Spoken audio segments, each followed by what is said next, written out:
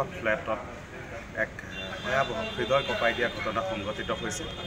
এটি কণমানি শিশু এই ফ্লেটটোৰ চৌহদত খেলি আছিলে আজি আবেলি সময়ত, আৰু খেলি থকাৰ সময়তে হঠাৎ ইয়াত এটা পানীৰ আচলতে যি ফায়াৰ ছাৰ্ভিচৰ বাবে ফ্লেটসমূহত থাকে তেনেকুৱা এটা পানীৰ টেংকিত শিশুটি পৰি যায় দুৰ্ভাগ্যজনকভাৱে, আৰু শিশুটিয়ে মৃত্যুক সাৱটি ল'ব লগা হয়। স্বাভাৱিকতে এই ঘটনাই জোকাৰি গৈছে আম্বা হাইট নামৰ এইটো যিটো ফ্লেট এপাৰ্টমেণ্ট আছে ইয়াৰে B2 বোধ হয়, সেই ফ্লেটত আৱাসী তেওঁৰ নাতি যিজন আছিলে আৱাসী তেওঁৰ নাতি মৰিয়নিৰ পৰা আহিছিলে শিশুটিৰ দেউতাকৰ চিকিৎসাৰ বাবে, আৰু চিকিৎসা হোৱাৰ পাছতে তেওঁলোকে উভতি যোৱাৰ কথা আছিলে। আজি সেই সময়তে ইয়াতে শিশুটিয়ে খেলি আছিলে দুটা বল লৈ, আৰু বলৰ সৈতে খেলি থকা অৱস্থাত দুটি শিশু আছিলে। এটি শিশু হঠাৎ নাইকিয়া হৈ গ'ল। মই অকণমান আগলৈ আহি সেই দৃশ্য দেখুৱাম য'ত শিশুটি আচলতে পৰি গৈছিলে। নাইকিয়া হৈ যোৱাৰ পাছত ওপৰত লগত থকা আনটি শিশুৱে ওপৰত পৰিয়ালৰ লোকক কৈছিলে যে শিশুটি আহিছে নেকি। তাৰপাছত সিহঁতি বিচাৰ খোচাৰ কৰোঁতে দেখা পালে এইদৰে এপাত চেণ্ডেল, মই যদি কাষলৈ আহিব পাৰোঁ, আন্ধাৰ হৈছে যথেষ্ট, এপাত চেণ্ডেল পৰি আছে কণমানি শিশু এটিৰ। সেই চেণ্ডেল পাত দেখিয়েই তেওঁলোকে নিশ্চিত কৰিলে যে শিশুটিয়ে গাঁতটোত পৰি গৈছে। পানীত থকা এইটো আচলতে ফ্লেটসমূহৰ কাৰণে থাকে নিৰাপত্তাৰ ক্ষেত্ৰত, কেতিয়াবা যদি ফায়াৰ ইনচিডেণ্ট হয় তাৰবাবে ইয়াৰ পানীলৈ সেই নিৰাপত্তা দিব পাৰিব, জুই ইত্যাদিৰ পৰা পৰিত্ৰাণ পাবলৈ। কিন্তু সেই এইদৰে আচলতে ৰখা গাঁতটোতেই এইদৰে আজি এটা শিশু ইয়াত পৰি গ'ল। 7 বছৰীয়া শিশু আছিলে, দ্বিতীয় শ্ৰেণীত ক্লাছ 2ত পঢ়ি থকা শিশু, আৰু চিকিৎসালয়লৈ লৈ যোৱা অৱস্থাতেই আচলতে চিকিৎসকে মৃত ঘোষণা কৰিছে। আৰু সেই ঘটনাক লৈ গোটেই চৌহদটোত আচলতে আৱাসীসকলৰ মাজত যথেষ্ট শোকাকুল পৰিৱেশৰ সৃষ্টি হৈছে। তাক লৈ স্থানীয় লোক আছে, আমি যদি চেষ্টা কৰোঁ তেওঁলোকৰ সৈতে অকণমান কথা হ'বলৈ কোনোবা আমি প্ৰাকৃতিক পৰিৱেশটো আমি দেখিছোঁ শোকাকুল পৰিৱেশ। সেইজন আচলতে ব্যক্তি যাৰ নাতি আচলতে মই তেওঁৰ নাতি সেইদৰে আচলতে সেই পানীত পৰি গৈছে, যাৰ লগত এই ঘটনা সংঘটিত হয় শিক্ষে আচলতে অনুধাৱন কৰিব পাৰে এনেধৰণৰ ঘটনা কিমান মৰ্মান্তিক।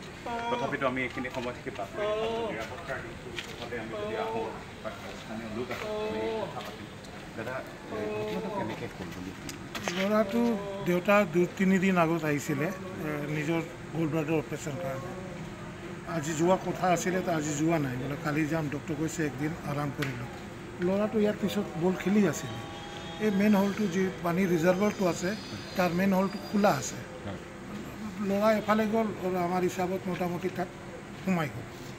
আমি আধা ঘণ্টা পাছত খোজফাজ কৰিলোঁ, তেতিয়া গম পালোঁ, এইটো চেণ্ডেল চাই মেলি গম পালোঁ কি তাত গৈছে বুলি।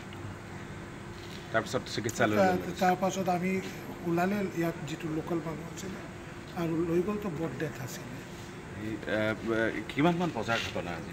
মোটামুটি 2-2.5 হয়, এই চৌহদতে খেলি আছে। খেলি আছে। পানীৰ টেংকিটোত ঢাকন দিয়া আছিলে? নাই নাছিলে, অ'পেন আছিলে। আৰু কেইবাৰ এইটো চব মানুহ কৈ আছে, আপুনি বেলেগ মানুহ ছ'চাইটিৰ পৰা বি ক'ব, তেওঁ কোনো ফুচফুচ লোৱা নাই, সদায় খোলাই থাকে, এইটো উন্মুক্ত হৈ থাকে, মুকলি হৈ থাকে।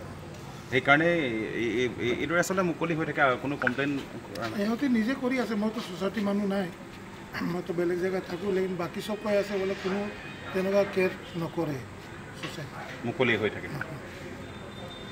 হয়তো আচলতে অভিযোগ উঠিছে যে গাঁতটো উন্মুক্ত হৈ থাকে, আৰু উন্মুক্ত হৈ থকাৰ বাবে স্থানীয় যিসকল লোক আছে বা আৱাসীসকল আছে ফ্লেটসমূহৰ, তেওঁলোকে ক'ব কৈছে যে উন্মুক্ত হৈ থকাৰ বাবে আচলতে শিশুটি তাত পৰি গৈছে, আৰু পৰি যায় এই কৰুণ ঘটনা সংঘটিত হ'বলৈ পালে। এটি কণমানি 2 বছৰীয়া শিশু, মই বলটোৰ ওচৰলৈ আহিবলৈ চেষ্টা কৰিম, কিন্তু সেই বলটো তেওঁলোকে কোৱা মতে এই বলটো লৈ এই এপাৰ্টমেণ্টৰ পৰা ওপৰৰ পৰা আহি শিশুটিয়ে 2টি শিশুৰ সৈতে খেলা ধূলা কৰি আছিলে, আৰু কৰি থাকোঁতে এইদৰে আচলতে কৰোণভাৱে পানীৰ যিটো উন্মুক্ত গাঁত তাত পৰি আচলতে মৃত্যুৰ সাৱটি ল'ব লগা হয়। এইটো আম্বাহাই কমপ্লেক্স ডিব্ৰুগড় থানা চাৰিআলিতে আছে, ভালেমান এপাৰ্টমেণ্ট আছে ইয়াত।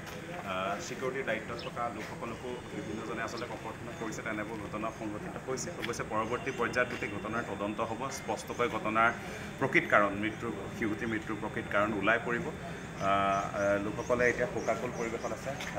গোটেই পৰিয়ালৰ মই সামগ্ৰিক দৃশ্য মই দেখুৱাইছোঁ, যিসকল লোক আচলতে জ্যেষ্ঠ লোকসকলো বহি আছে ইয়াত, আৰু গোটেই ঘটনাক লৈ এক অপ্ৰীতিকৰ পৰিস্থিতিৰ সূত্ৰপাত হ'ব পাৰে বুলিও হয়তো এনেধৰণৰ এক পৰিস্থিতিৰ স্বাভাৱিকতে লোকসকলৰ যথেষ্ট মানসিকভাৱে তেওঁলোক ভাগি পৰে সেইবাবে আচলতে এই ঘটনাই আচলতে জোকাৰি গৈছে এইখিনি সময়ত আৰু যিসকল লোক আছে আমি কি হ'ল খুৰা গোটেই ঘটনাটো কেনেধৰণে মই একো ক'ব নোৱাৰোঁ এতিয়া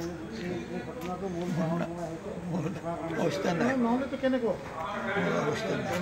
হয় এটি মাত্ৰ সন্তান আছিলে আৰু যিজন পিতৃ আচলতে তেওঁৰ এটিয়ে সন্তান আৰু এই সন্তানটি তেওঁক হেৰুৱাব লগা হৈছে প্ৰায় 2 বছৰীয়াকৈ প্ৰায় 7 বছৰীয়া কিব আৰু প্ৰায় ক্লাছ 2ত পঢ়ি আছিলে এটি কৰুণ ঘটনা এইখিনি সময়ত ডিব্ৰুগড়ৰ পৰা মই নিউজ 18 দৰ্শকসকলক জনাবলৈ চেষ্টা কৰিছোঁ পৰিয়ালৰ লগত শোকাকুল পৰিৱেশ পৰিয়ালৰ ককা বহি আছে বহি আছে যথেষ্ট শোকত ভাগি পৰিছে এইখিনি সময়ত সেই পৰিৱেশ দেখুৱাল আৰু উন্মুক্ত গাঁতত এইদৰে পৰি এটি কণমানি শিশুৱে মৃত্যুক সাৱটি ল'ব লগা হোৱা ডিব্ৰুগড়ৰ এই ঘটনাই সমগ্ৰ ডিব্ৰুগড়তে এক প্ৰকাৰে শোকৰ ছাঁ উলিয়াবলৈ পাইছে।